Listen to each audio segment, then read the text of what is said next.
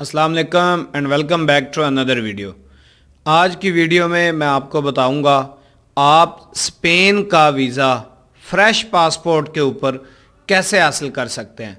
मतलब अगर आपके पास पहले से कोई ट्रैवल हिस्ट्री मौजूद नहीं है, इसके बावजूद आप स्पेन का डायरेक्टली पहली दफ़ा वीज़ा अप्लाई करते हैं या आप किसी भी कंट्री का पहली दफ़ा वीज़ा अप्लाई करते हैं और उसका नाम है स्पेन, तो आप उसका वीज़ा कैसे हासिल कर सकते हैं। क्या ज़रूरी है कि आप ट्रैवल हिस्ट्री पहले मेंटेन करें कोई भी शेंजन वीज़ा लेने के लिए? ये तमाम डिटेल मैं आपको बताऊंगा। आप बगैर किसी ट्रैवल हिस्ट्री के क्रिएट किए आप शेंजन कंट्री, और स्पेशली इस वक्त मैं बात कर रहा हूँ स्पेन की, आप उसका वीज़ा हासिल कर सकते हैं। तो वो किस तरह से आप हासिल करेंगे ये तमाम डिटेल आपको मैं इस वीडियो के अंदर बताऊंगा, और इसमें बताऊंगा उसके लिए डॉक्यूमेंट्स कौन से रिक्वायर्ड है। तो अगर आप ये तमाम डिटेल जानना चाहते हैं तो इस वीडियो को एंड तक देखिएगा ताकि आप ये तमाम डिटेल्स अच्छी तरह से जान सकें। तो अगर आप इस चैनल पर नए हैं तो इस चैनल को सब्सक्राइब कर लें, क्योंकि इस चैनल के ऊपर आपको लेटेस्ट जॉब, वीज़ा, इमिग्रेशन और स्टडी अब्रॉड की इंफॉर्मेशन मिलती रहेगी। नाजरीन, नॉर्मली ये समझा जाता है कि आप अगर शेंजन कंट्री का कोई वीज़ा अप्लाई करते हैं तो आपको वो नहीं मिलेगा।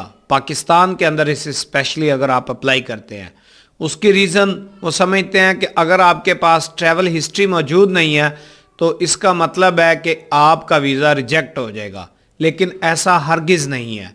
आपको फ्रेश पासपोर्ट के ऊपर, मतलब आपने अभी पहली दफ़ा फ्रेश पासपोर्ट बनवाया है और पहले किसी कंट्री का वीज़ा अप्लाई करने लगे हैं और उसका नाम है स्पेन, तो आपको उसका वीज़ा मिल सकता है। सिर्फ फ़र्क ये पड़ता है कि आपने अपने डॉक्यूमेंट्स किस तरह से मेंटेन करने हैं, ये चीज़ मैटर करेगी। इसके बाद डिसाइड होगा आपको वीज़ा मिलता है या नहीं।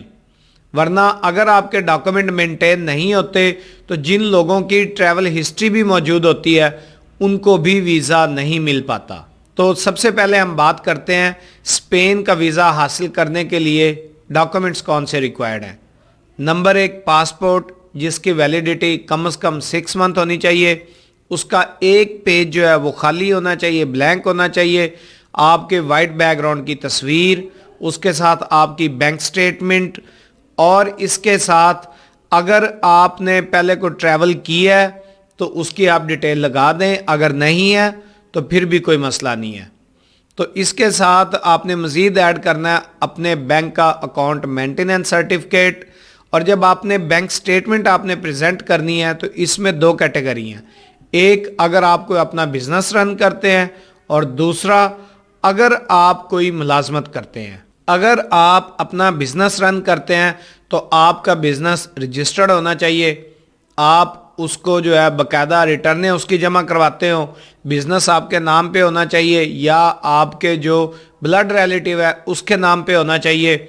और रिटर्न्स के अंदर आपने अपनी तमाम प्रॉपर्टी की जो डिटेल्स हैं वो उसके अंदर शामिल होनी चाहिए। ये मैं आपको आगे तफसील में बताता हूँ किस तरह से आप उसको शामिल कर सकते हैं।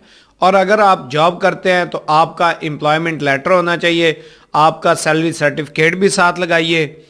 तो ये चीज़ें साथ लगेंगी। ये डॉक्यूमेंट्स हैं जो आपने स्पेन का वीज़ा हासिल करने के लिए लगाने हैं। अब मेजर पॉइंट है कि ये डॉक्यूमेंट तो ऑलमोस्ट सबके पास होते हैं, तो फिर आपको ये वीज़ा, जबकि आप पहली दफ़ा पहले किसी कंट्री का अप्लाई कर रहे हैं वीज़ा, तो आपको क्यों मिलेगा? तो आपको सिर्फ एक सूरत में मिल सकता है। नंबर 1, आपका बिजनेस, अगर आप बिजनेस करते हैं तो बिजनेस आपका रजिस्टर्ड होना चाहिए। उसके अंदर अब जब लोग उसकी बैंक स्टेटमेंट तैयार करते हैं तो वो सिर्फ अपने बिजनेस की ट्रांजैक्शन जो है वो उसके अंदर देते हैं। किसी से कोई माल लिया दिया, उसकी जो अमाउंट ट्रांसफ़र होती है वो आपने बैंक स्टेटमेंट के अंदर वही लगाना है। लेकिन इसके साथ साथ जिन चीज़ों की आपके पास मलकियत होती है, मतलब आपका घर होता है, आपकी कोई लैंड जो ज़रई होती है वो, इसके साथ अगर आपके पास कोई गोल्ड है, आपके पास गाड़ी है, आपके पास बाइक है, वो तमाम चीज़ें जिसकी ऑनरशिप आपके पास मौजूद है, आपने वो अपनी रिटर्न के अंदर लाजमी जमा करवानी है। आपने रिटर्न के अंदर शो करना है। لوگوں کا یہ خیال ہے کہ یہ چیزیں اگر ہم لگاتے ہیں تو ہمیں ٹیکس جو ہے وہ زیادہ پڑے گا، تو ایسا کچھ نہیں ہوتا. اس طرح یہ چیزیں لگانے سے آپ کو ٹیکس زیادہ نہیں دینا پڑے گا. آپ نے اپنے جو تمام ایسٹ ہیں وہ آپ نے اس کے اندر شو کرنے ہیں، جو آپ نے ریٹرن جمع کروانی ہے، اور کوشش کریں کہ پچھلے 3 سال کی جو ریٹرنیں ہیں وہ آپ نے ساتھ لگانی ہیں، جس سے امیگریشن آفیسر کو یہ احساس ہوتا ہے کہ یہ ایک پراپر بزنس مین ہے اور اس کا بزنس کی جتنی ورتھ ہے وہ آپ کی سٹیٹمنٹ، آپ کی پراپرٹی، یہ ساری چیزیں اس کو بتا رہی ہوتی ہیں.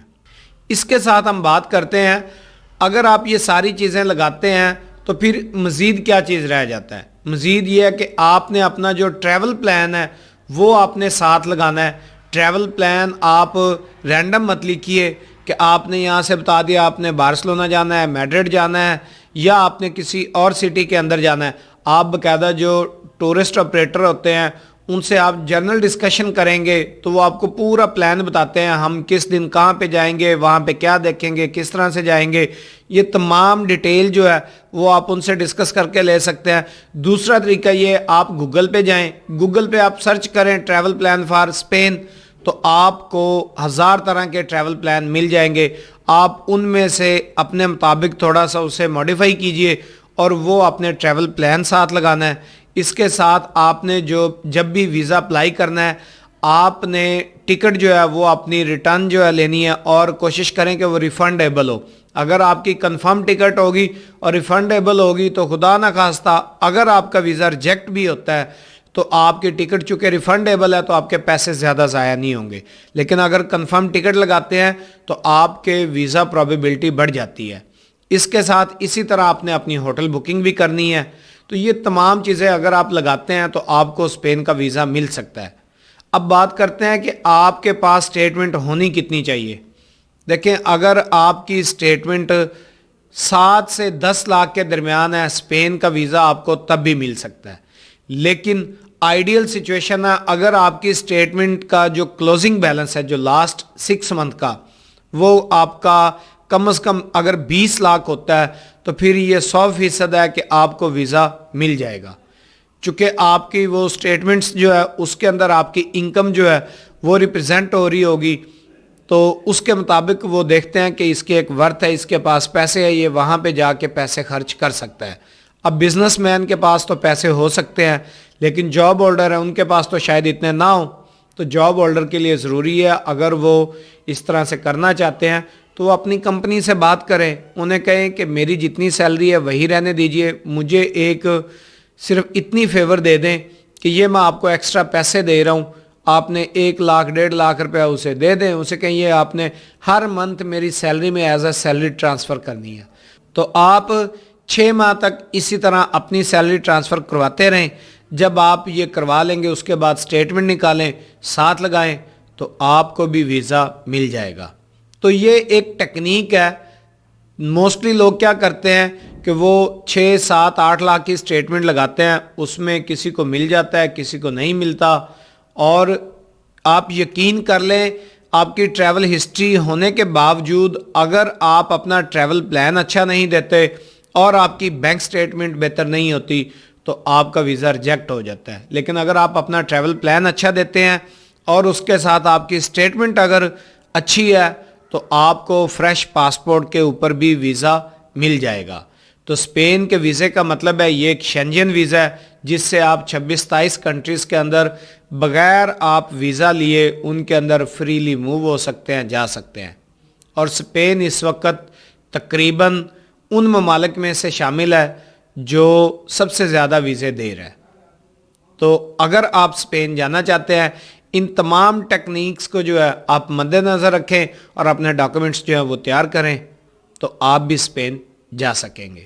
تو مجھے امید ہے اس ویڈیو نے آپ کو کافی ہیلپ کیا ہوگا. اگر آپ کو یہ ویڈیو اچھی لگی ہے تو اس ویڈیو کو لائک کیجئے، ہمارے چینل کو سبسکرائب کیجئے. تو ملتے ہیں کسی نیکسٹ ویڈیو میں. اللہ حافظ.